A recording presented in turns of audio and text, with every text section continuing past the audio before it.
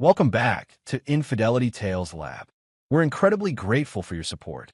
Before we begin today's tale, tell us, which city or country are you joining us from? We love connecting with our global audience. Now, let's dive into today's story. Chapter 1. Ties That Bind. Trent Calloway never considered himself special growing up in Oak Ridge, a blue-collar town where ambition often died in the steel mill shadow. His father worked there for 30 years before lung disease claimed him. Unlike most of his peers, Trent harbored dreams beyond the town's borders. When he met Valencia Reed in junior year of high school, something clicked. Valencia came from the right side of Oak Ridge. Her father, Wade Reed, owned the most successful construction company in the county. Valencia was expected to date boys from families with similar standing, not the son of a steelworker. "You're different," Valencia told him on their third date, as they sat by Willow Creek. "Everyone else here just accepts what they're given. You want more." Their romance flourished despite her parents' initial disapproval. Valencia saw in Trent what others missed: determination wrapped in quiet confidence. When college acceptance letters arrived, Trent received a partial scholarship to state, but not enough to cover expenses. Valencia got into several prestigious universities. "We'll figure it out," she promised. "We'll stay together." Then September 11th happened during their senior year. The world changed, and so did Trent's path. The military offered structure, purpose, and college funding. When he told Valencia about enlisting, her reaction surprised him. "I always knew you'd find your way," she said, eyes bright with a mixture of fear and pride. "Just promise you'll come back to me." Wade Reed finally warmed to Trent when he enlisted. "Shows character," he told his daughter, though his wife Claudia remained skeptical. Valencia's best friend, Nora Wexler, warned her about military relationships. "Long distance never works," Nora cautioned, "especially military marriages. My cousin went through it." Valencia dismissed her concerns. Their love was different. After basic training, Trent proposed during his first leave. They married in a modest ceremony before his first deployment. Valencia in a simple white dress she bought off-rack despite her mother's horror. Trent in his dress uniform. 22 years old and full of promises. The reception wasn't lavish, but it was theirs.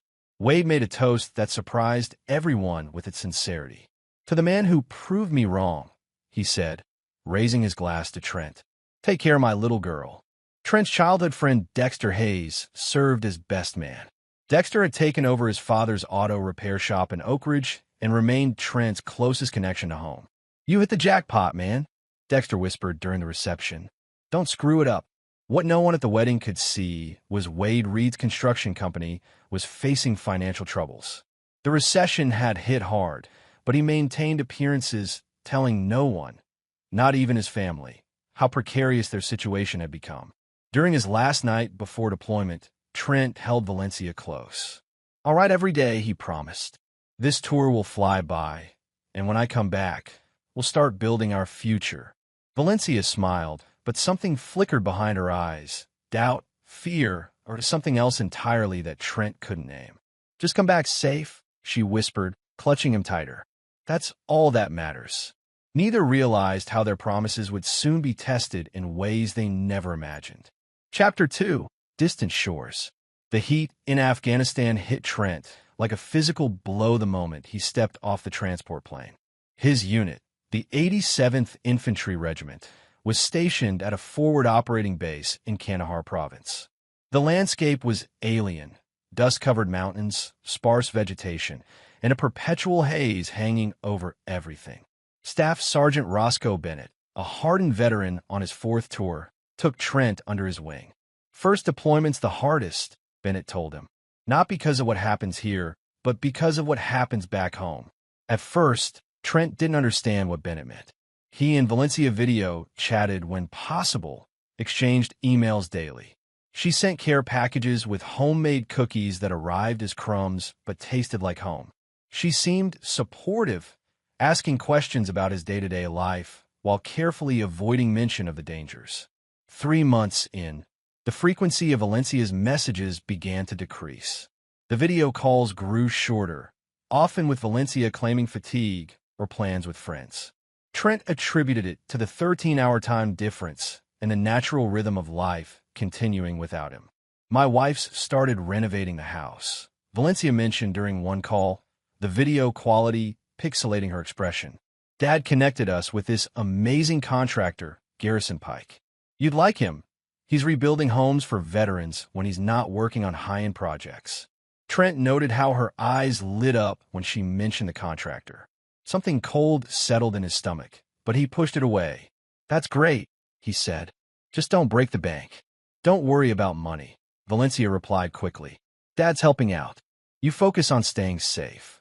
What Valencia didn't share was that the help for her father came with strings. Wade Reed had partnered with Garrison Pike on several commercial developments, desperate to save his failing business. Having Pike renovate Valencia's home was part of cementing that relationship, one that was becoming increasingly important to Wade's financial survival. Meanwhile, Trent's unit faced mounting pressure as insurgent activity increased in their region. During a routine patrol, their convoy hit an IED. 2 soldiers died, and Trent sustained minor shrapnel wounds. The incident earned him a Purple Heart, but left invisible scars. After the attack, Trent tried calling Valencia for comfort, but she didn't answer. When she finally responded the next day, her excuse about being at a spa day with Nora rang hollow.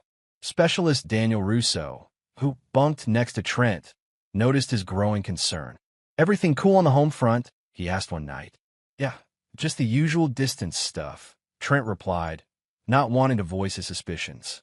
Russo hesitated before speaking. "My ex started the same way before I got a Dear John letter my first tour. Just saying, watch for the signs." The signs multiplied. Valencia's social media showed her at restaurants, parties, and events, always smiling, rarely mentioning Trent. In several photos, a tall, well-dressed man appeared in the background. Though never tagged, Trent recognized him from Valencia's home renovation updates, Garrison Pike. "She's just living her life," Trent told himself. "I can't expect her to put everything on hold." Then came the operation in a small village near the Pakistani border. Intelligence suggested a high-value target was hiding there. What they found instead was an ambush that left Trent with a bullet through his shoulder and 3 more dead comrades. During his recovery at the base hospital, Trent received only one brief email from Valencia expressing generic concern. Meanwhile, Dexter sent him a cryptic message. "Call me when you can, brother. It's important." When Trent finally connected with Dexter via video call, his friend's face was grim. "I don't know how to tell you this," Dexter began, "but Valencia's been seen around town with that contractor. They're not being subtle about it. They're working on the house," Trent said defensively. "Of course they're together." Dexter shook his head. "Not just at the house, man.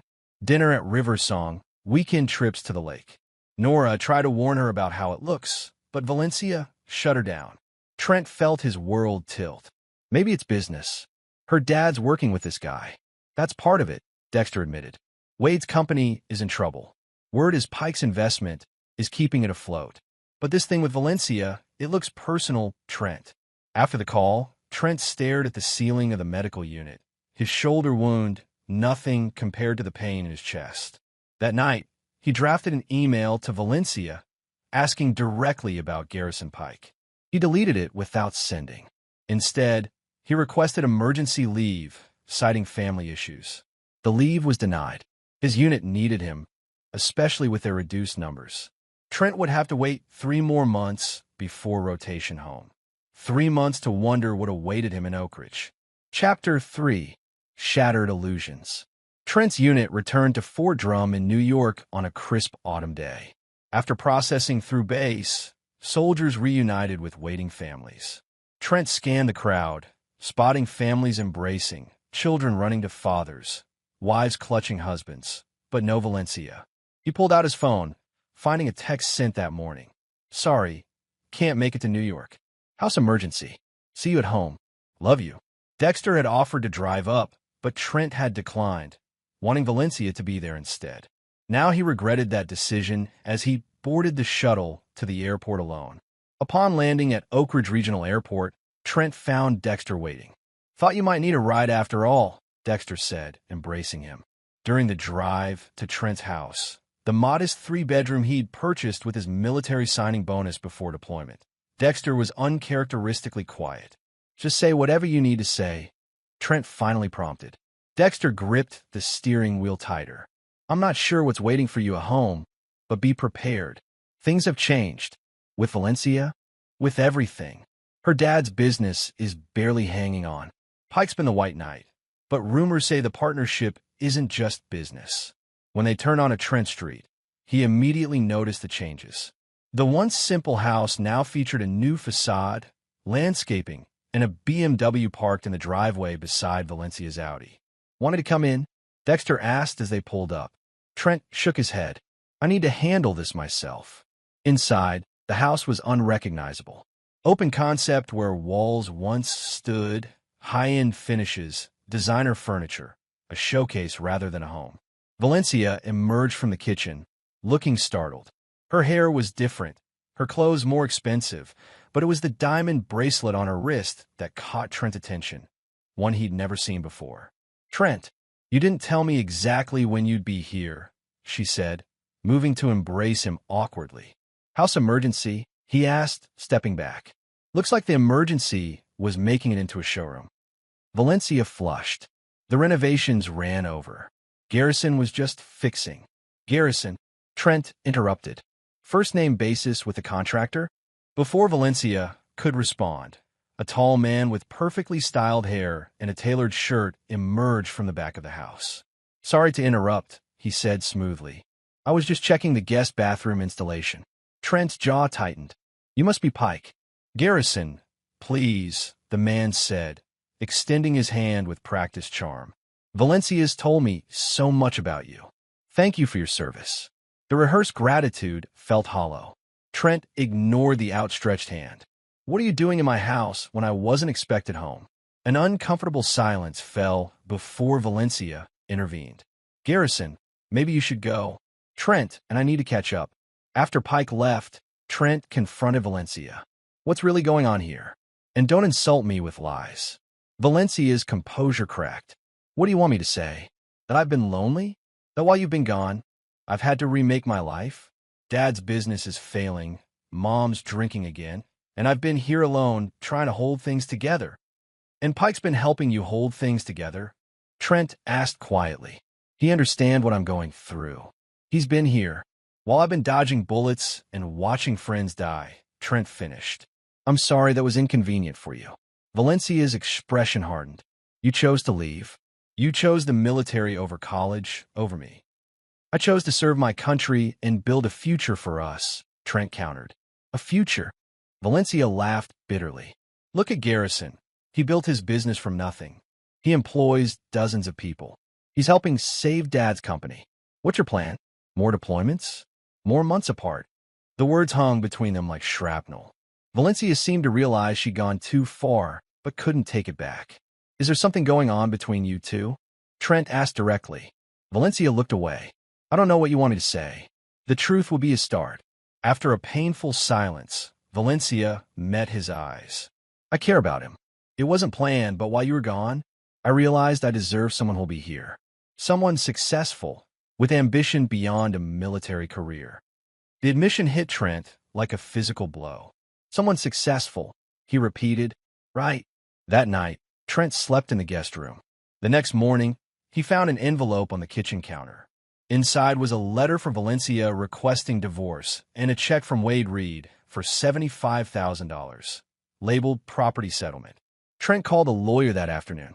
Within a week, he had moved out, renting a small apartment above Dexter's auto shop. The divorce proceedings began quickly, with Valencia eager to finalize things. Through it all, Trent maintained a composed exterior that worried his friends. "You're too calm," Dexter observed one evening. "It's not natural. What good would losing it do?" Trent replied, "She's made her choice." What Trent didn't share was that beneath his calm demeanor, a plan was forming, not just for survival, but for transformation.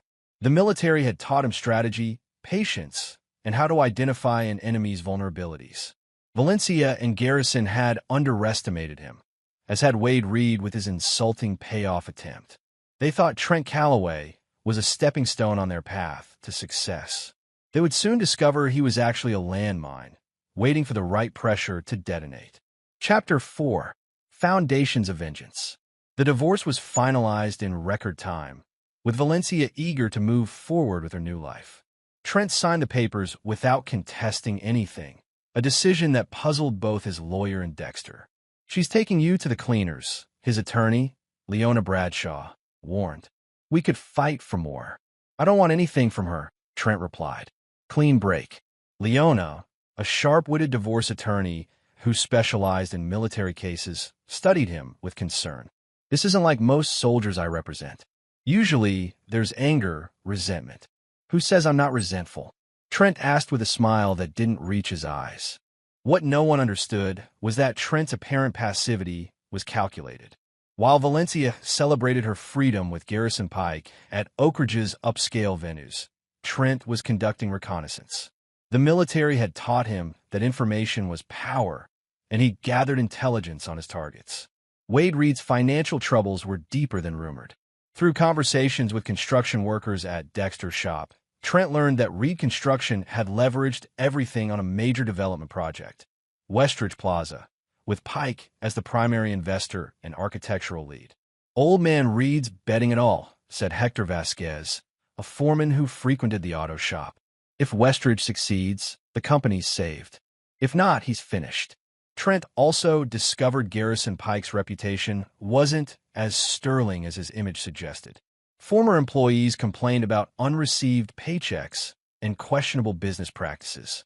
Pike Designs projected luxury and success, but insiders whispered about corners cut and regulations skirted. Meanwhile, Trent took stock of his own resources. The military had given him discipline, leadership skills, and strategic thinking. His combat experience had taught him to remain calm under pressure and identify weaknesses in any situation.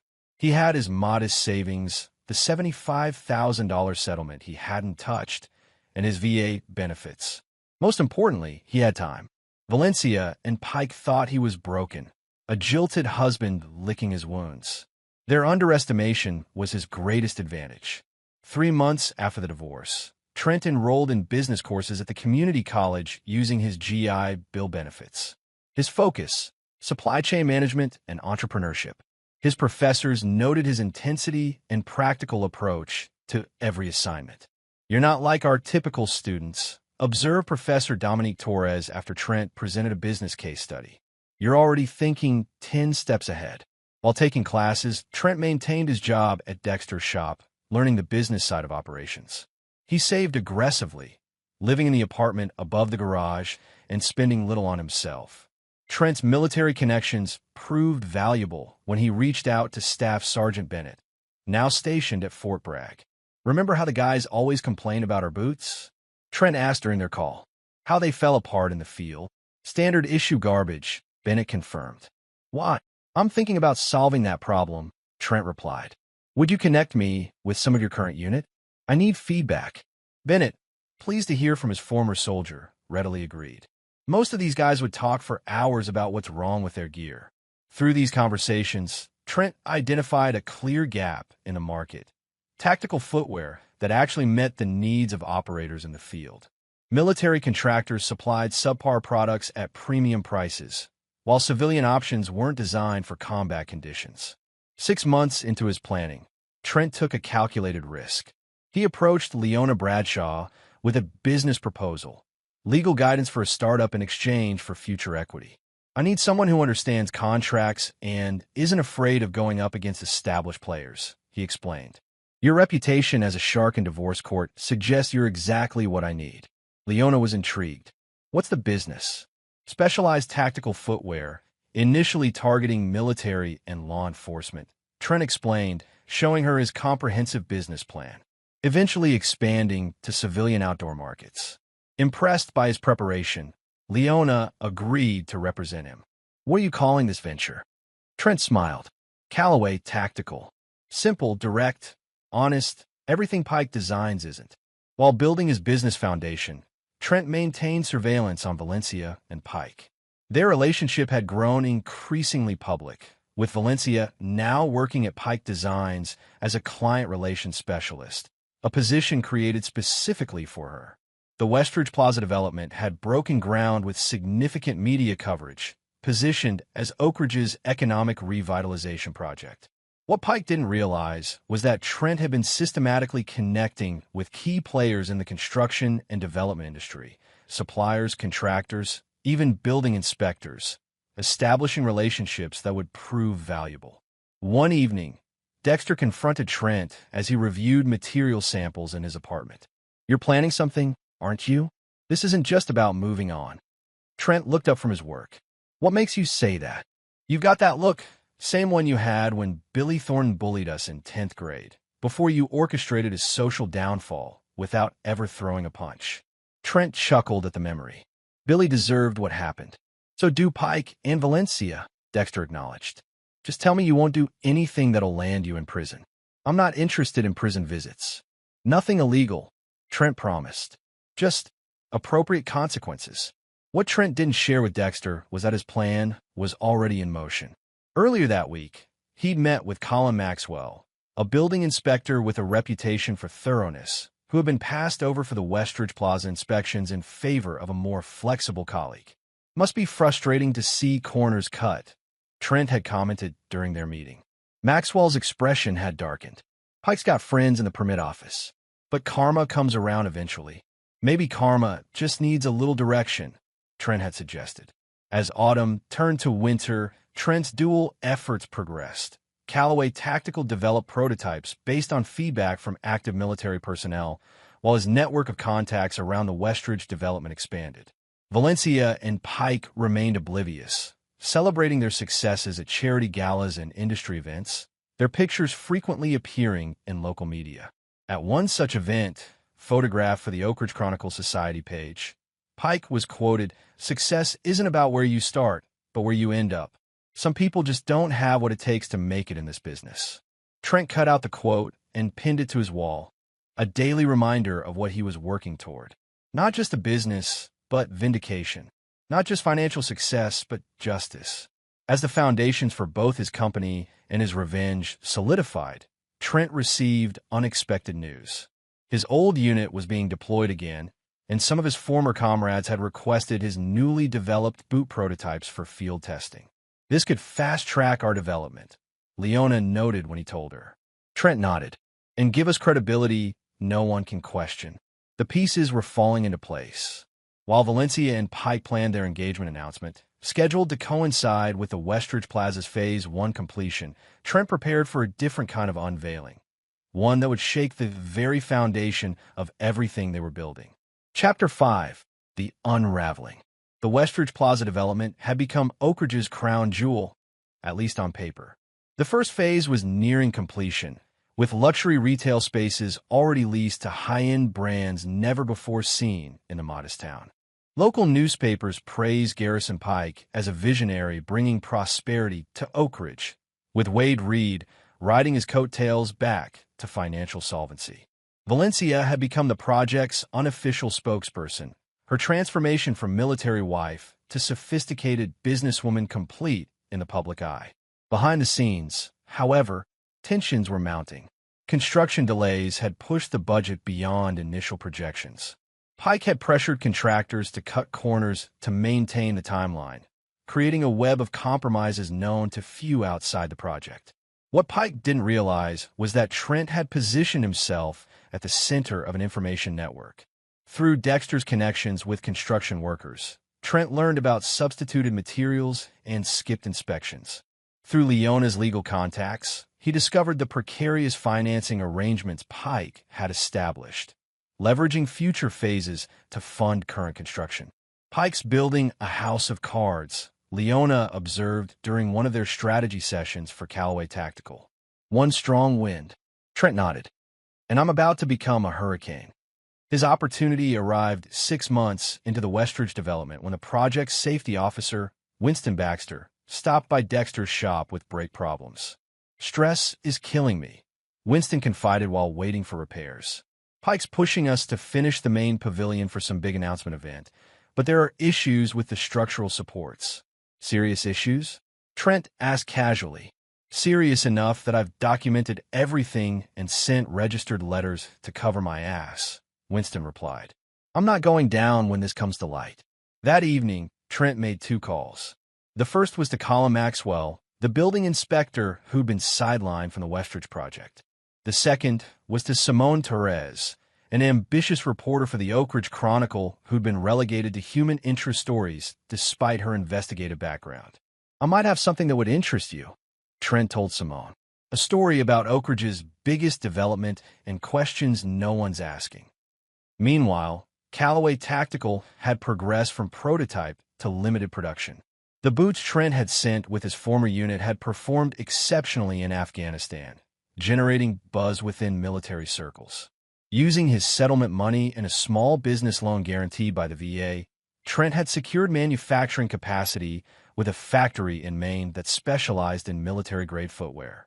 What no one in Oak Ridge knew was that Trent had leveraged his growing industry connections to approach the same high-end outdoor retailers Pike was courting for Westridge Plaza. His pitch: authentic performance footwear designed by veterans, not fashion items masquerading as tactical gear. 2 weeks before the grand Phase 1 opening of Westridge Plaza, Trent's plans converged. The Oak Ridge Chronicle published Simone Torres's explosive investigation. Questions of safety. Westridge development shortcuts exposed.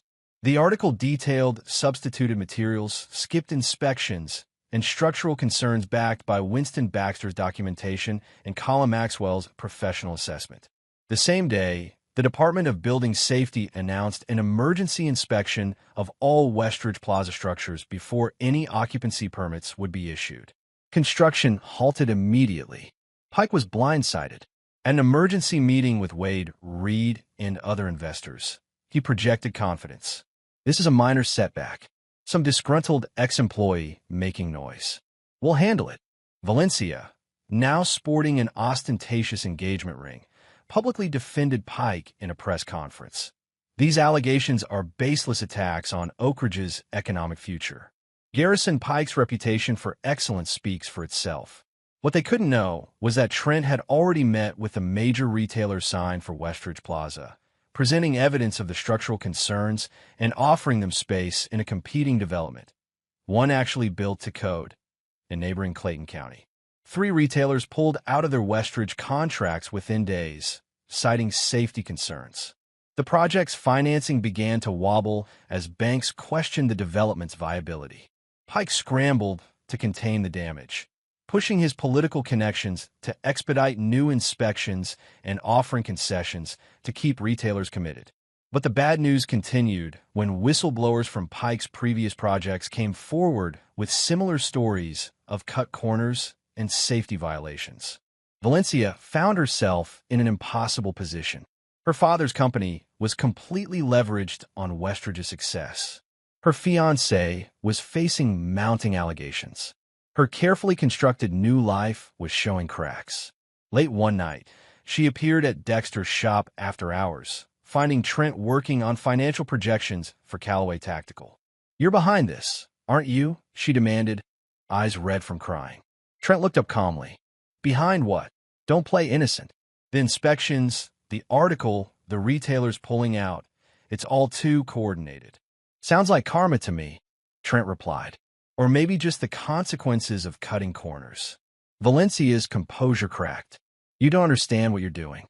My father will lose everything. We'll lose everything. Like I lost everything when you decided I wasn't successful enough." Trent countered. "When you threw away our marriage while I was serving overseas. This is your revenge? Destroying a project that would help the whole town." Trent stood, facing her directly. "I didn't substitute inferior materials. I didn't bribe inspectors. I didn't put people's safety at risk for profit. That was your successful fiancé." Valencia faltered. "Garrison says it's standard industry practice. Everyone does it, and that makes it right." Trent shook his head. "The Valencia I married had higher standards." She noticed the Callaway Tactical prototypes and marketing materials on his desk. "What is all this?" "My future," Trent replied simply. "The one you didn't think I was capable of building." Valencia left without another word, but her visit confirmed what Trent suspected. The pressure was working. The facade was cracking. The following week, the situation deteriorated further. Emergency inspections revealed significant structural issues requiring extensive remediation. The project completion date was pushed back indefinitely. Investors began demanding answers and threatening to pull funding. Pike's response was to double down, holding another press conference where he accused competitors and disgruntled elements of orchestrating a smear campaign. Though he didn't name Trent directly, the implication was clear. What Pike couldn't have anticipated was that Trent had obtained copies of the original building plans through his network, showing the approved materials and methods, compared with documentation of what was actually used. This evidence was anonymously delivered to the district attorney's office with a detailed accounting of the potential public safety implications. The DA announced an investigation into possible criminal negligence and fraud related to the Westridge development. Pike's political connections suddenly became liabilities as officials distanced themselves from the controversy. Meanwhile, Valencia discovered financial irregularities in Pike's personal accounts, transfers from business funds to cover mounting personal expenses and lavish purchases. When confronted, Pike's charm vanished. "Mind your own business," he snapped. "I'm trying to save this project and your father's company. Show some gratitude." Their relationship, built on mutual ambition and superficial attraction, began to fray under real pressure.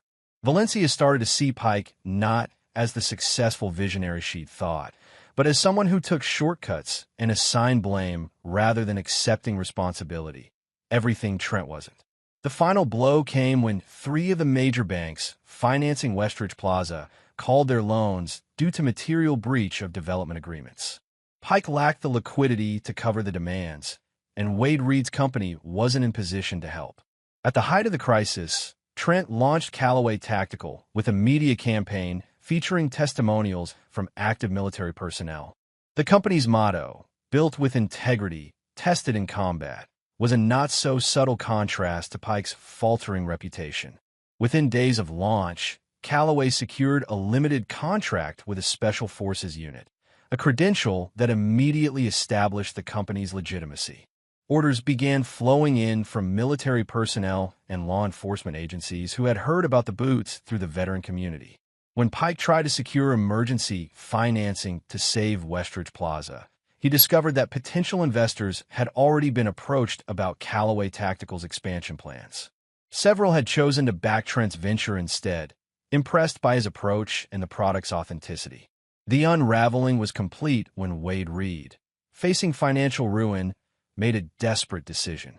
He approached Trent directly, meeting him at the small manufacturing facility Callaway had established on the outskirts of Oak Ridge. "You've won," Wade said, looking older than his years. "Pike's finished. Valencia's devastated. Was that enough revenge for you?" Trent regarded his former father-in-law calmly. "This was never about revenge, Wade. It was about consequences." Pike built his success on shortcuts and lies. That kind of foundation always collapses eventually. "And what about my company? The workers who depend on those jobs?" Trent had anticipated this conversation. "I have a proposal. Reed Construction has a solid reputation outside of the Westridge disaster. Callaway Tactical needs to expand manufacturing. We could form a partnership, your construction experience, my growing brand." Wade was stunned. "Why would you help me after everything?" "Because unlike Pike, I don't destroy things for personal gain," Trent replied. "But my offer comes with conditions. Complete transparency. No shortcuts. And you cut all ties with Pike." Faced with no alternatives, Wade agreed. The partnership would save his company while helping Callaway Tactical expand. The news spread quickly through Oak Ridge. Trent Callaway, the discarded husband, was now the town's unlikely economic savior. For Valencia, the revelations were devastating. Her fiancé was under investigation. Her father had partnered with her ex-husband. Her carefully constructed new life had imploded spectacularly. And through it all, Trent had never once engaged in direct confrontation or questionable tactics. He had simply exposed the truth and offered better alternatives. The revenge she had accused him of was really a mirror, reflecting the consequences of her own choices back at her. Chapter 6: Phoenix Rising. In the aftermath of the Westridge Plaza collapse, Oak Ridge experienced a period of economic uncertainty. The promised revitalization had evaporated, leaving half-finished structures and unemployed construction workers in its wake. Garrison Pike faced multiple investigations, criminal charges for negligence and fraud, civil lawsuit from investors and contractors, and professional censure from architectural associations. His response was characteristic. He fled town overnight, taking what liquid assets remained and leaving Valencia to face the consequences alone. The engagement ring, which Valencia discovered was purchased with company funds, became evidence in the fraud investigation. While Pike avoided immediate consequences through expensive attorneys and jurisdictional complications, his reputation was destroyed. Former business associates distanced themselves, and his previous projects came under scrutiny for similar violations. Valencia, abandoned and humiliated, retreated from public view. Her position at Pike Designs disappeared with the company's bankruptcy. Her social circle, built around her relationship with Pike and their shared success, evaporated when both proved illusory. Contrary to expectations, Trent took no public pleasure in their downfall. When asked about the situation by local media interested in the drama, he offered only a measured response. Business should be built on integrity and actual value, not appearances. Callaway Tactical focuses on creating products that perform when lives depend on them. The partnership between Callaway Tactical and Reed Construction proved surprisingly effective. Wade's experience in development and construction complemented Trent's strategic vision and product knowledge. Together, they converted an abandoned factory on Oak Ridge's north side into Callaway's expanded manufacturing facility, employing many workers left jobless by the Westridge failure. 6 months after the Westridge collapse, Callaway Tactical had grown from a startup to a recognized name in specialized footwear. Their military contracts expanded, and law enforcement agencies across the country began adopting their boots as standard issue. The company's commitment to quality and its foundation in actual field experience resonated with professionals who understood the importance of reliable equipment. Trent's leadership style contrasted sharply with Pike's flashy approach.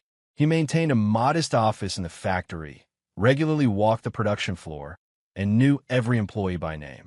His military background informed his management philosophy: clear objectives, defined responsibilities, and genuine concern for his team.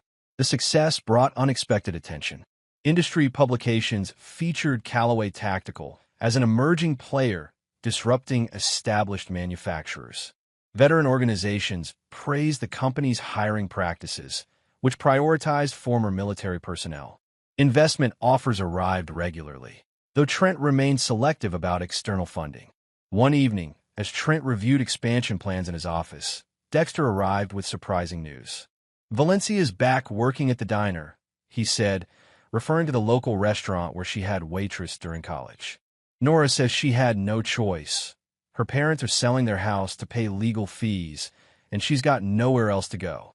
Trent absorbed this information without visible reaction. "That's unfortunate." "That's it. Unfortunate?" Dexter pressed. "The woman who dumped you for a more successful man is now serving pancakes while you're running a $1 million company. There's poetic justice, and then there's this." "What do you want me to say, Dexter? That I'm celebrating her downfall? I'm not Pike. I don't build myself up by standing on others. So you feel nothing seeing her brought so low?" Trent considered the question seriously. "I feel that everyone's choices lead somewhere. She chose Pike because he appeared successful and present. I was neither at the time. Her mistake wasn't choosing him over me. It was valuing appearance over substance." Dexter shook his head. "You're a better man than most." What Trent didn't share was the complexity of his feelings. Vindication, certainly, but not the satisfaction he had expected. The revenge that had driven him for months felt hollow now that it was complete. Valencia's suffering didn't heal his wounds.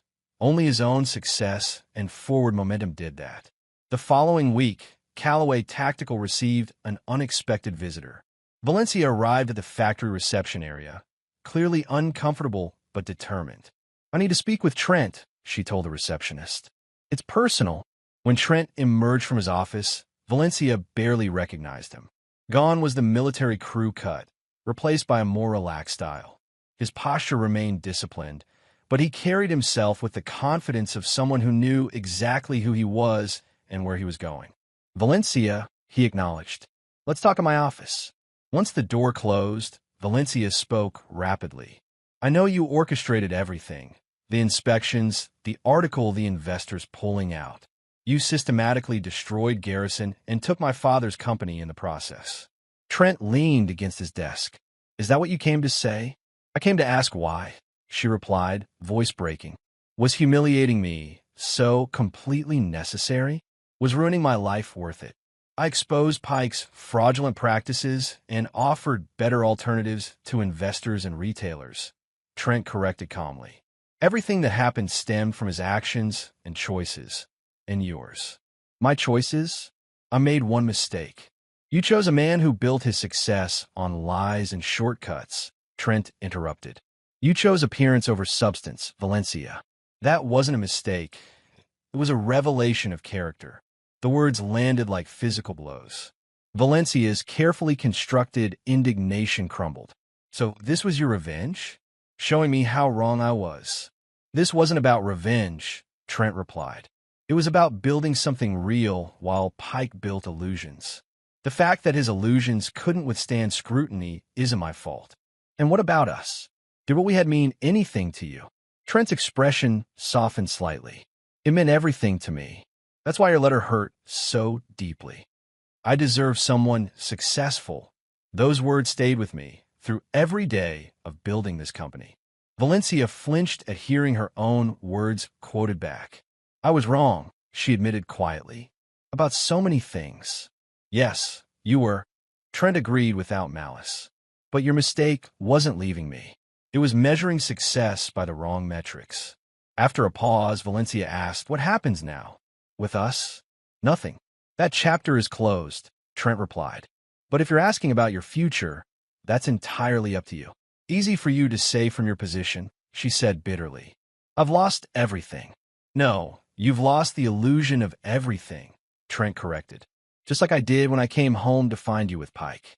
The difference is what we built afterward."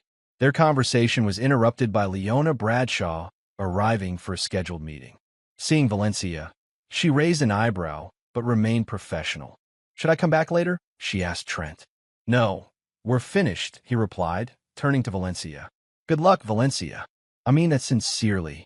As Valencia left, she passed the wall of Callaway Tactical's core values, prominently displayed in the reception area: integrity, resilience, innovation, purpose.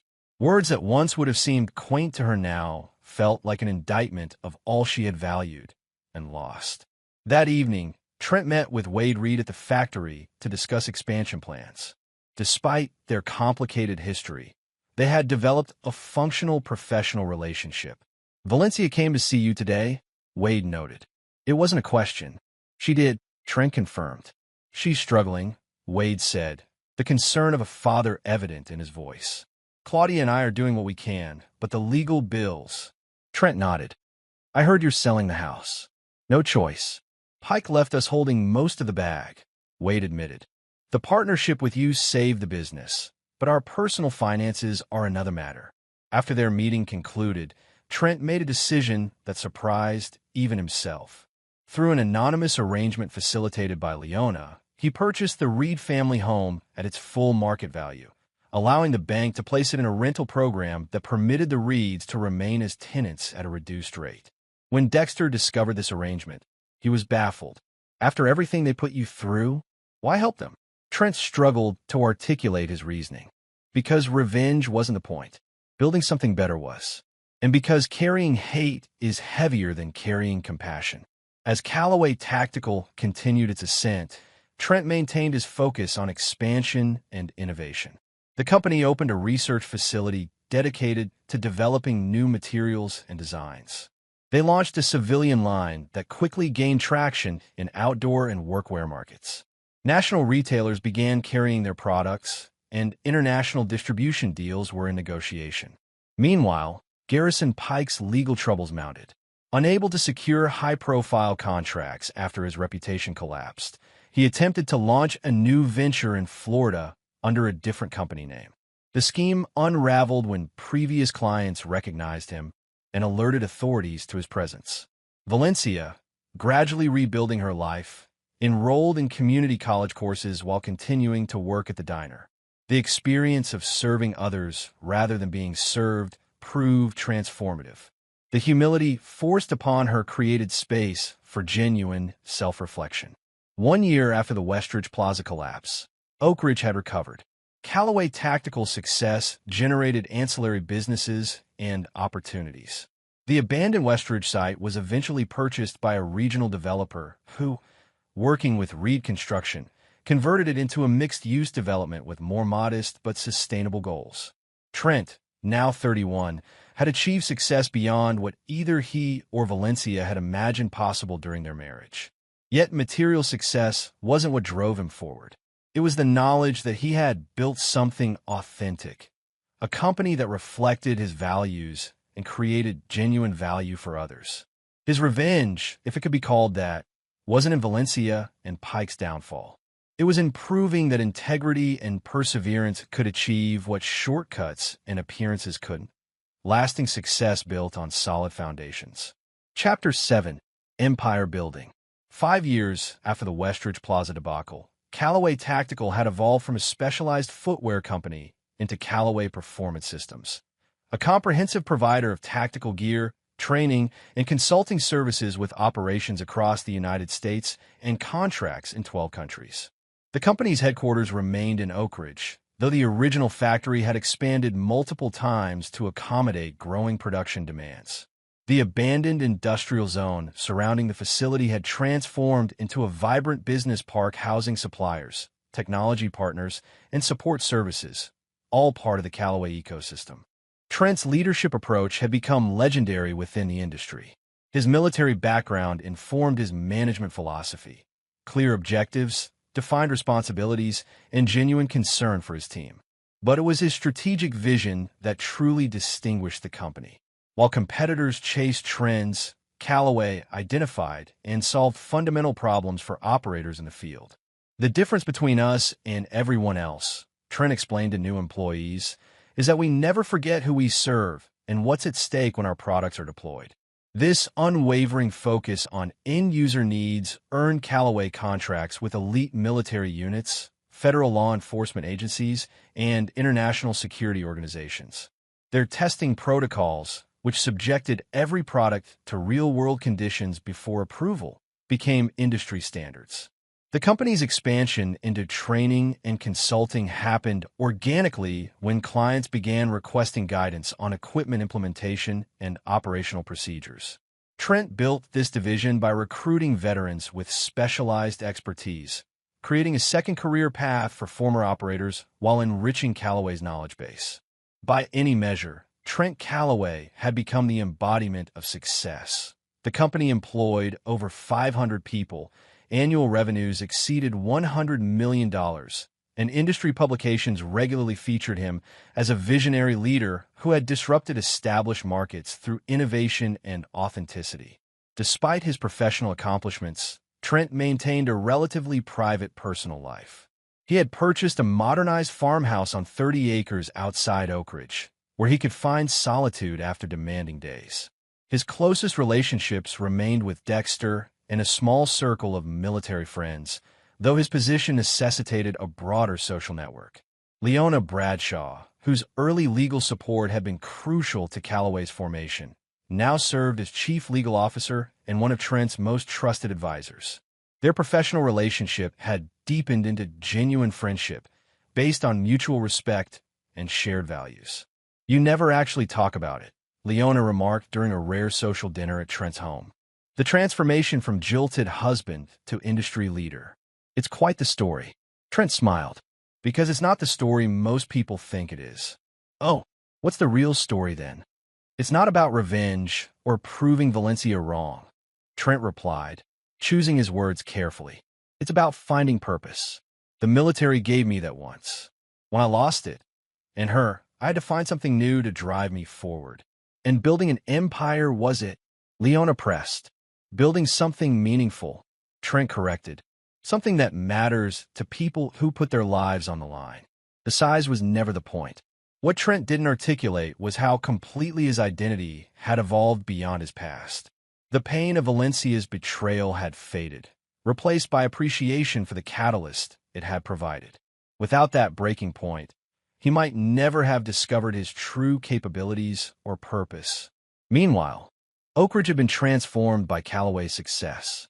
The once struggling town now attracted young professionals and businesses seeking proximity to the company's operations. Property values had increased, the downtown area had been revitalized, and educational opportunities had expanded with Callaway's support for technical training programs at the community college. Wade Reed had retired from active management at Reed Construction, though the company remained a key partner in Callaway's infrastructure projects. The partnership had restored the Reed family's financial stability, albeit not to their previous level of affluence. Valencia's journey had taken unexpected turns. After completing an associate's degree in business administration, she had secured an entry-level position at a regional marketing firm. Her experience, both the rise with Pike and the subsequent fall, had given her insights into authentic value versus superficial success. She advanced steadily through determination and genuine skill rather than connections or appearances. Occasionally, Trent and Valencia crossed paths at business functions or community events. Their interactions remained cordial but distant, a mutual acknowledgement of their shared history without any attempt to revisit it. What neither knew was that their paths would soon converge again under circumstances neither could anticipate. The catalyst was a routine business decision. Callaway Performance Systems needed expanded public relations capabilities to support international growth. After reviewing proposals from several firms, Trent's team selected Meridian Marketing, Valencia's employer, based on their regional expertise and competitive pricing. When the contract was finalized, Valencia was assigned as the account manager due to her familiarity with Oak Ridge's business landscape. Her first meeting at Callaway headquarters would be her first direct professional interaction with Trent in years. The night before the meeting, Valencia sat in her modest apartment reviewing Callaway's materials. The company's evolution amazed her, from a focused tactical footwear startup to a comprehensive systems provider employing hundreds, all built by the man she had once dismissed as lacking ambition. At their scheduled meeting, Valencia arrived at Callaway headquarters 15 minutes early, taking in the impressive facility. The reception area displayed the company's products, awards, and core values, still the same four words Trent had established at the beginning: integrity, resilience, innovation, purpose. When Trent entered the conference room, accompanied by his marketing director, Valencia was struck by the man he had become. Now 36, he carried himself with quiet confidence that required no external validation. Success had not made him flashy or arrogant, qualities she had once mistakenly associated with achievement. Valencia, he acknowledged with a professional nod. Good to see Meridian sent their best. The meeting proceeded with focused efficiency. Trent outlined Callaway's objectives for the campaign, emphasizing authenticity in all messaging. "We don't sell gear," he explained. "We provide solutions that can mean the difference between mission success and failure, sometimes between life and death. Our communication needs to reflect that responsibility." Valencia found herself impressed by the clarity of his vision and the loyalty he inspired in his team. This was leadership based on substance rather than style, everything Garrison Pike had imitated but never truly possessed. After the meeting concluded, Trent asked Valencia to stay behind. When they were alone, an awkward silence fell between them, the weight of their history momentarily displacing their professional personas. "I didn't realize you were at Meridian," Trent finally said. "For years now," Valencia replied. "I'm surprised your team didn't mention it before approving the contract." "They might have. I don't micromanage their decisions." After a pause, he added, "Will this arrangement be a problem for you?" Valencia met his gaze directly. "No, it's business. I'm good at what I do now. Actually good, not just connected or well-positioned." Trent nodded. "I've heard positive things about your work. Meridian was selected on merit." "Thank you," she replied, genuinely appreciative of the acknowledgement. "What about for you? Will working with me be uncomfortable?" The past is the past, Trent said simply. We've both moved forward. As Valencia gathered her materials to leave, curiosity overcame her professional restraint. Can I ask you something? All of this, she gestured to encompass the headquarters building. Would it have happened if we had stayed together? If I hadn't left me for Pike? Trent finished when she hesitated. He considered the question seriously. I don't know. Maybe eventually, but probably not with the same drive or timeline. Sometimes our worst moments lead to our best outcomes. The philosophical response surprised her. The wounded soldier she had abandoned would have answered differently. This man had transcended the pain she had caused and found wisdom in it, another measure of how far he had come. For what it's worth, she said quietly, I've spent years regretting how I handled things. Not just leaving, but how I did it. What I wrote to you. Trent's expression remained unreadable. We all have regrets, Valencia. The question is what we build from them. After she left, Trent stood at his office window overlooking the Callaway campus. Their interaction had stirred memories he typically kept buried beneath daily operations and strategic planning. Not just of Valencia's betrayal, but of the man he had been before, defined by external expectations rather than internal purpose. That evening, he called Dexter, who had expanded his auto repair business into a regional chain with Trent's early investment. Valencia's firm is handling our international PR, Trent explained after exchanging greetings. She'll be working directly with our team. Dexter whistled. That's quite the full circle. How'd it feel seeing her in a professional context? Strange, Trent admitted, but not in the way I expected. It was like meeting someone from a different lifetime. She's single again, Dexter mentioned casually. Has been for a couple years now. That's not relevant, Trent replied firmly. We have a professional relationship now. Nothing more. What Trent didn't share was how the encounter had reminded him of something missing in his life. His company had become his primary focus, almost his entire identity. While professionally fulfilling, it left little room for personal connections beyond his established friendships. The following weeks brought regular interactions with Valencia as the marketing campaign developed. Their professional relationship remained strictly bounded, though they gradually settled into a rhythm that acknowledged their history without being defined by it. During this period, Callaway received significant news. The company had been selected as a finalist for a major defense contract that would expand their international presence substantially. The competition included established industry giants with decades of government relationships. This is the opportunity we've been building toward, Trent told his executive team. Not just for the contract itself, but for what it represents, recognition that our approach has fundamentally changed the industry standard.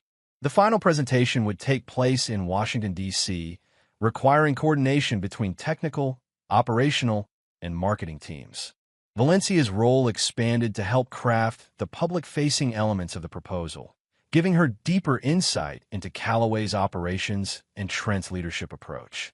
As they worked together on the presentation, Valencia observed how thoroughly Trent had integrated his military experience into his business methodology, emphasizing reliable performance under pressure, clear communication, and unwavering support for those on the front lines. You've created something remarkable, she told him after a particularly intensive strategy session. Not just successful, but meaningful. Trent studied her for a moment before responding. That was always the difference between Pike and me. He wanted success for its own sake, the appearance, the status. I wanted to solve real problems for people whose lives depend on having the right equipment. The comment hung between them, an implicit reference to her past choice and its consequences. Rather than becoming defensive, Valencia nodded. I understand that now. I didn't then. Their conversation was interrupted by news that would accelerate their collision course with the past. Garrison Pike had been released from prison after serving 3 years for fraud and financial crimes. Local media reported he had returned to Oak Ridge, claiming rehabilitation and a desire to make amends. Chapter 8. Ghosts of the Past. Garrison Pike's return to Oak Ridge created ripples throughout the community. Local media covered his release with skepticism, recalling the economic damage his fraudulent practices had caused. Former associates distanced themselves, unwilling to risk their reputations through renewed connection. Pike's public statements projected humility and redemption. "I've paid for my mistakes," he told the Oak Ridge Chronicle. "Now I want to give back to the community I harmed through legitimate business ventures." Few believe his transformation was genuine, but Pike persisted in attempting to rebuild his presence in Oak Ridge. He rented a modest office downtown, far from his previous luxurious headquarters, and established Pike Consulting, positioning himself as an advisor to small businesses and entrepreneurs. When Trent learned of Pike's return, his response was measured. "As long as he operates legally and stays away from my company, his presence doesn't concern me," he told his executive team, who worried about potential disruption. Valencia's reaction was more complicated. Pike had contacted her immediately upon his return, requesting a meeting to clear the air and make amends for past wrongs. She had declined firmly, but his persistence troubled her. "He keeps calling," she confided in Nora during lunch. "Says he's changed and wants to apologize properly." Nora, who had remained Valencia's friend through her downfall and rebuilding, was skeptical. "Garrison doesn't apologize. He manipulates. Whatever he wants, it's not closure." Valencia agreed intellectually, but admitted the situation was stirring up unresolved feelings. "Working with Trent's company while Garrison tries to reconnect. It's like my past and present are colliding." The collision intensified when Pike began publicly praising Callaway Performance Systems as an example of the innovation Oak Ridge needs and expressing interest in potential collaborative opportunities. His transparent attempt to associate himself with Callaway's success caught media attention, forcing Trent to respond. Through an official statement, Callaway Performance Systems made its position clear. "We have no relationship with Mr. Pike and no interest in establishing one. Our standards for business partners include a demonstrated history of integrity and transparent practices." The public rejection angered Pike, whose rehabilitation narrative required acceptance from successful local businesses. His focus shifted to Valencia, intensifying his efforts to reconnect with her as both a personal validation and a potential inroad to Trent's world. "He's becoming more aggressive," Valencia told Trent after a project meeting. "Showing up at my office, sending elaborate gifts. It's affecting my work." Trent frowned. "Have you considered a restraining order?" "That feels extreme, but his behavior is increasingly erratic," Valencia admitted. "Yesterday, he mentioned knowing about my work with Callaway. He seemed fixated on it." "That's concerning," Trent acknowledged. "Pike has always been driven by appearances and connections. Seeing you working with me after everything must be triggering his worst insecurities." What neither anticipated was how quickly Pike would escalate from annoyance to active threat. The following week, industry blogs published insider stories questioning Callaway's manufacturing standards and suggesting the company's meteoric rise involved shortcuts similar to Pike's past practices. Though the allegations were vague and unsubstantiated, they created uncertainty just as Callaway prepared for the critical defense contract presentation. Suppliers and partners requested reassurance. Competitors amplified the rumors. Leona's investigation quickly traced the stories to sources connected to Pike, though his involvement was carefully concealed. "Classic Pike.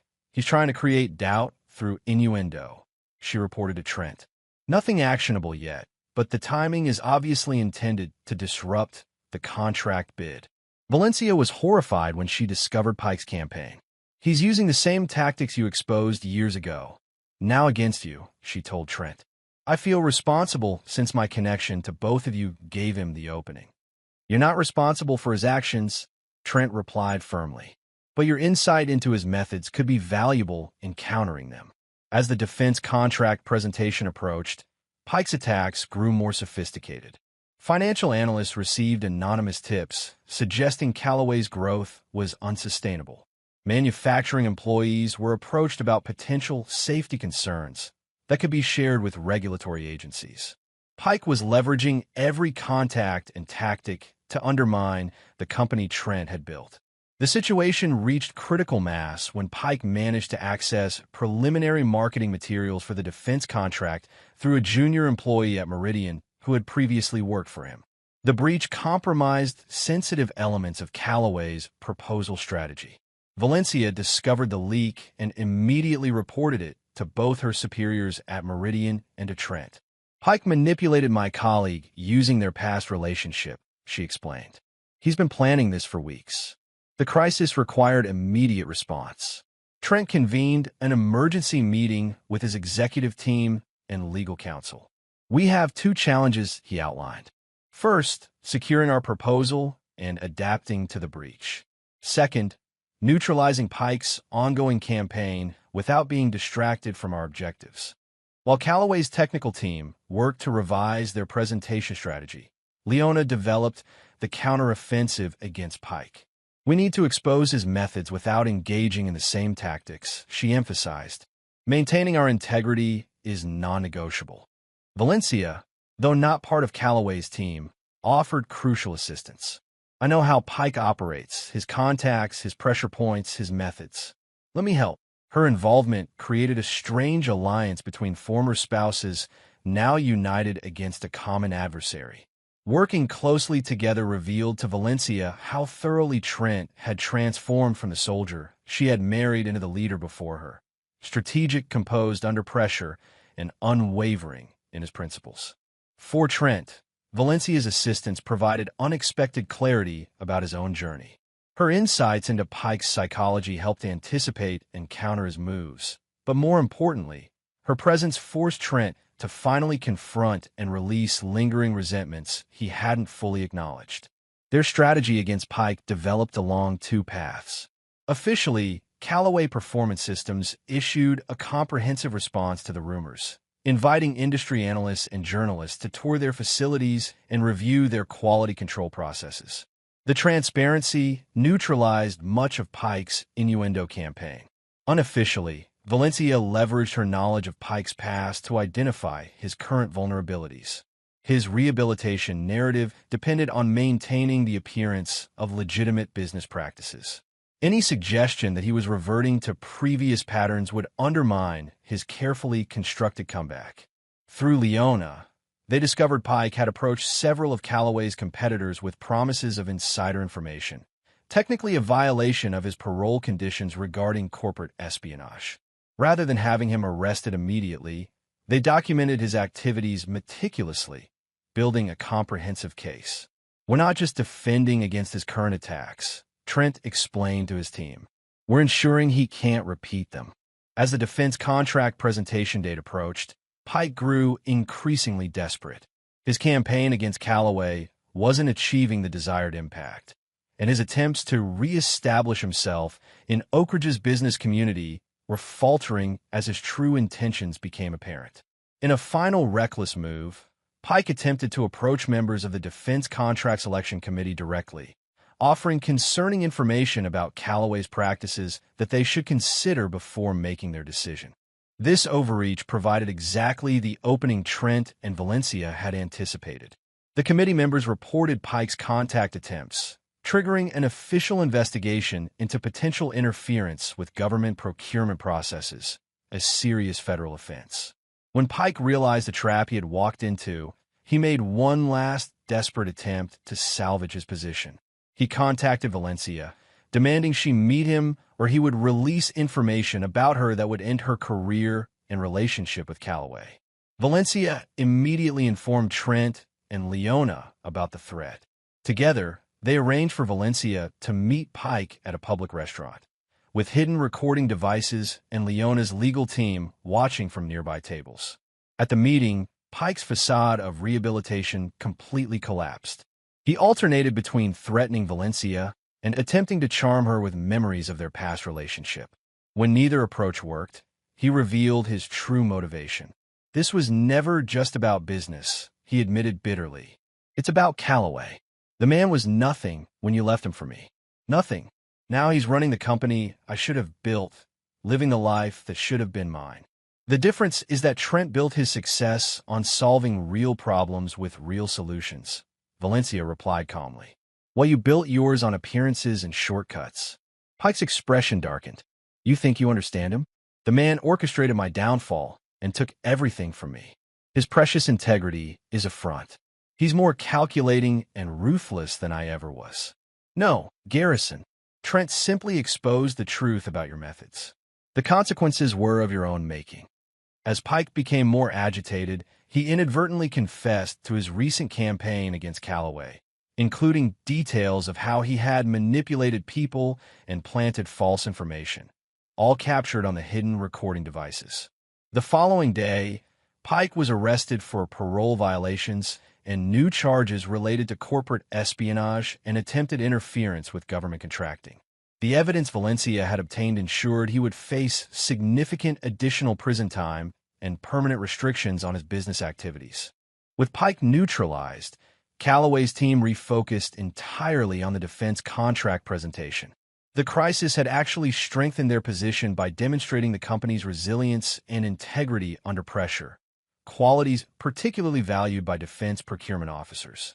The night before departing for Washington, Trent invited Valencia to dinner at his home, a gesture of appreciation for her role in resolving the Pike situation. The farmhouse's simple elegance reflected its owner's values: quality without ostentation, functionality with purpose. "I never properly thank you," Trent said as they sat on his porch, overlooking the property. "Your insights into Pike were crucial." "It felt like closing a chapter that needed ending," Valencia replied. "For both of us." The conversation gradually shifted from Pike to their own history. For the first time in years, they spoke openly about their marriage, its dissolution, and the divergent paths they had taken afterward. "I've wondered sometimes," Valencia admitted, "what would have happened if I'd had the maturity then to see what I see now. Which is, that success isn't what I thought it was." Pike seemed successful because he projected the image of it, the clothes, the cars, the connections. But it was hollow. What you've built has substance and purpose. Trent considered her words. "We were young. I was away. You were surrounded by people defining success in superficial terms. We both had growing to do." Their conversation continued late into the evening, not rekindling romantic feelings, but achieving something perhaps more valuable: mutual understanding and genuine closure. As Valencia prepared to leave, she asked the question that had lingered unspoken throughout their renewed connection. "The high school reunion is next month. Will you be attending?" Trent hadn't considered it. His focus had been entirely on the defense contract and countering Pike's threats. "I hadn't planned on it. Those events always feel like exercises in comparison and nostalgia." "You'd certainly win any comparison," Valencia noted with a small smile. "The most successful graduate in our class, by any measure." "That was never the point," Trent replied. "I know. That's why you deserve the recognition," Valencia said. "Think about it. It might be a fitting conclusion to this chapter for both of us." As she drove away, Trent considered the invitation and what it represented. Perhaps it was time to come full circle, to return to where their story began, not for validation or vindication, but as acknowledgement of the journey completed. The following morning, Trent and his team departed for Washington, focused entirely on the presentation that could expand Calloway's impact globally. The past, for the moment, was placed firmly behind them. Chapter 9. Full Circle. The Oak Ridge High School 20th reunion was held at the Grand Meridian Hotel, the most upscale venue in the now prospering town. The transformation of Oak Ridge over 2 decades mirrored the divergent journeys of its graduates. Some had flourished beyond expectations, others had struggled against unforeseen challenges, and many had settled into lives different from their youthful ambitions. The reunion committee, chaired by Nora Wexler, had spent months planning the event. The guest list revealed the scattered paths of the class of 2005: doctors, teachers, entrepreneurs, parents, and everything in between. But one name generated particular anticipation: Trent Calloway, whose success had put Oak Ridge on the map and whose personal story had become local legend. "Is he actually coming?" committee members asked repeatedly. "Has he confirmed?" Trent had neither confirmed nor declined. The defense contract presentation in Washington had been successful, with the final decision expected within weeks. Upon returning to Oak Ridge, he had immersed himself in operational matters, the reunion invitation set aside amid more pressing concerns. 3 days before the event, Dexter raised the subject during their monthly dinner. "So, are you going to show these people who you've become, or what?" Trent shrugged. What would be the point? The people who matter to me already know who I am. Maybe it's not about proving anything, Dexter suggested. Maybe it's about closing a circle. The phrase echoed Valencia's words from weeks earlier.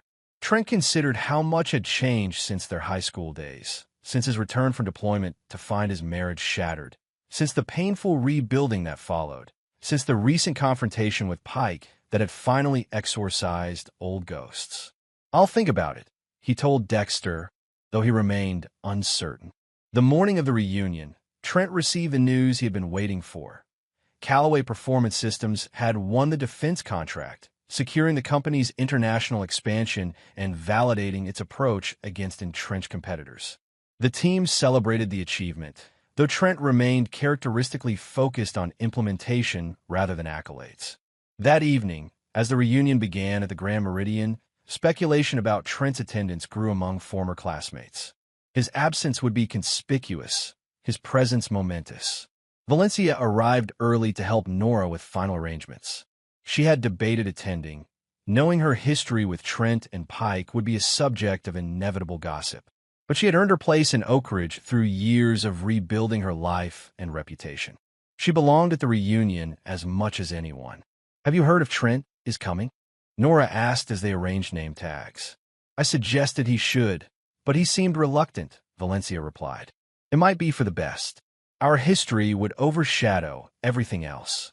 The ballroom gradually filled with former classmates reconnecting, comparing life paths, and revisiting shared memories.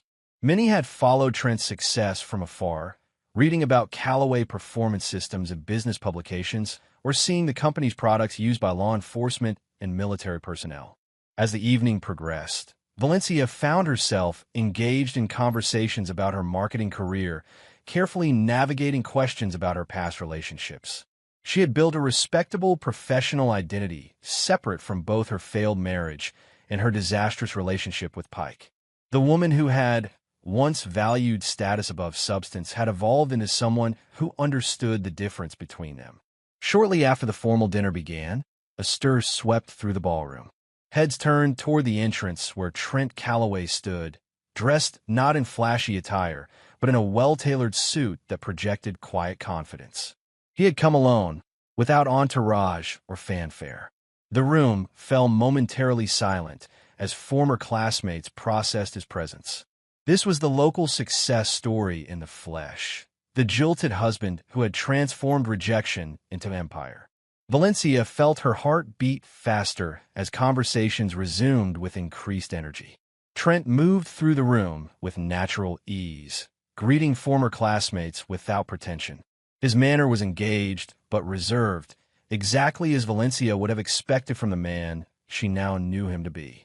When he approached her table, the surrounding conversations hushed slightly, attendees not even attempting to disguise their interest in this interaction. "Valencia," he greeted her with a genuine smile. "You and Nora did an excellent job with the arrangements." "I'm surprised you came," she replied honestly. "Dexter and you both made the same point about closing circles," Trent said. It seemed like the right time. Their exchange was observed with fascination by those nearby, many of whom had followed the dramatic arc of their relationship through local gossip over the years. What they witnessed was neither awkward tension nor romantic reconciliation, but something more nuanced, mutual respect between two people who had traveled difficult roads to become their authentic selves. As the reunion continued, Trent was approached by former teachers, classmates, and even Valencia's parents, who attended as chaperones. Wade Reed's interaction with his former son-in-law was particularly noted, cordial and respectful, reflective of their current business relationship rather than their complicated past. The reunion committee had planned a series of light-hearted awards for attendees. Most children traveled farthest, most career changes. When they announced most successful, the room erupted in applause before Trent's name was even called. He accepted the recognition with grace, but redirected attention to the collective achievements of their class. "Success isn't measured by company size or revenue," he noted in brief remarks. "It's found in building something meaningful, whether that's a business, a family, a community contribution, or simply becoming who you were meant to be." The words resonated deeply with Valencia, who understood their personal significance. The Trent addressing their classmates had integrated his past experiences, including his pain, into wisdom that defined his present without controlling it. Later in the evening, as attendees mingled and reminisced, the hotel manager approached Trent with urgent concern. "Mr. Calloway, there's a security situation at the entrance. Your bodyguards are causing quite a stir." Trent appeared confused. "I don't have bodyguards." The situation clarified when they reached the lobby. A black SUV had pulled up to the hotel entrance, and two professionally dressed security personnel stood scanning the area with the unmistakable alertness of professional protection specialists. Before Trent could inquire, the rear door opened, and an elegant woman emerged, Leona Bradshaw, accompanied by Calloway's executive team. "Sorry for the dramatic entrance," Leona apologized as she approached. "But we couldn't wait until morning to deliver the news." "The contract?" Trent asked, immediately focused. "Not just that," Leona replied, her usual professional demeanor giving way to genuine excitement. "The Secretary of Defense personally called. They're not just adopting our gear, they're implementing our entire training protocol for special operations units. It's beyond what we proposed." The significance of this development was momentous. Calloway's methodologies would now influence military operations at the highest levels, a validation of Trent's vision that exceeded even his ambitious goals. As Trent absorbed this news, former classmates gathered in the lobby, witnessing the scene with dawning realization. The security personnel, the executive team's deference to Trent, the evident importance of the moment, all confirmed what many had heard but few had truly comprehended about Trent Calloway's rise. Valencia, standing nearby, felt a complex mixture of emotions: pride in Trent's achievement, appreciation for the leader he had become, and a bittersweet acknowledgement of her own past blindness to his potential. When Trent turned to find her watching, he crossed the lobby to share the moment. "Everything we've built, it's going to make a real difference now," he told her quietly. "For the operators in the field, the ones who matter most." "You always understood what really mattered," Valencia replied. "I'm sorry I didn't see that sooner." Around them, their former classmates watched with undisguised fascination as the woman who had once declared Trent not successful enough stood before him now, his company's triumph unfolding in real time. Some expected, perhaps even hoped for, a moment of public humiliation or rejection. It would have completed the revenge narrative they had constructed around Trent's rise. Instead, they witnessed something more meaningful: the quiet closure of a chapter between two people who had moved beyond their shared pain to mutual respect. "Would you like to join us?" Trent asked, gesturing toward his team. "We're celebrating at the office. Many of these developments built on marketing strategies you helped create." Valencia shook her head gently. "This is your moment, not mine. I have my own path now." Trent nodded, understanding. Different paths, but maybe parallel ones now instead of divergent. As Trent departed with his team, the remaining reunion attendees buzzed with conversation about what they had witnessed. For most, it was simply dramatic entertainment, the perfect conclusion to their nostalgic evening. For Valencia, watching the SUVs pull away, it represented something profound: the final resolution of their complicated history. Trent had achieved success beyond anyone's imagination, but his greatest triumph wasn't financial or professional.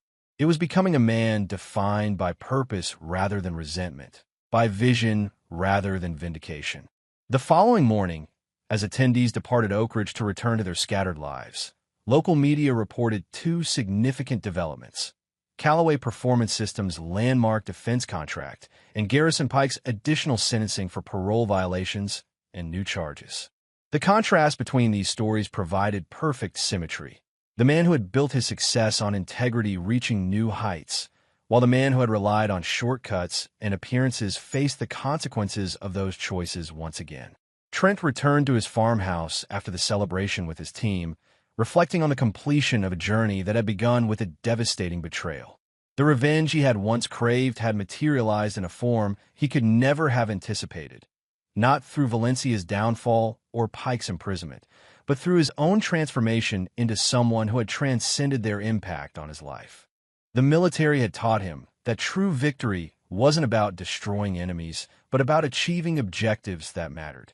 His objective had evolved from personal vindication to creating something of lasting value, a company that protected those who protected others. As for Valencia, the reunion marked her own form of closure. The ambitious young woman who had valued status over substance had grown into someone who recognized authentic achievement. Her professional success, though more modest than Trent's, was built on genuine skills rather than connections or appearances. In the weeks following the reunion, as Callaway Performance Systems began implementing the defense contract, Trent received an unexpected message from Valencia. Not a personal outreach, but a formal introduction to a veteran support organization seeking corporate partnerships for rehabilitation programs. The gesture communicated everything necessary about their new relationship: professional, purposeful, focused on creating value rather than revisiting the past. Trent approved the partnership immediately, recognizing its alignment with Callaway's core values. Their paths would continue to intersect in Oak Ridge's business community, their shared history informing but no longer defining their interactions. Both had learned the same fundamental lesson through different experiences. True success wasn't measured by external validation, but by internal integrity. The transformation of a heartbroken soldier into an industry leader hadn't occurred because of revenge, but because of resilience. The company he built stood as testament not to Valencia's poor judgment, but to his own discovered purpose. And in that discovery lay the most complete form of vindication, becoming someone whose success was so authentic and meaningful that comparison to the past became irrelevant. Trent Callaway had not just survived betrayal. He had alchemized it into something precious and enduring. The revenge fantasy of rejecting Valencia at a high school reunion had been replaced by something far more significant: the creation of a life so purposeful that rejection or acceptance from others, even her, no longer defined his worth. That was the true victory, the genuine triumph, the most complete circle of all. And there you have it. Another story comes to an end. What did you think?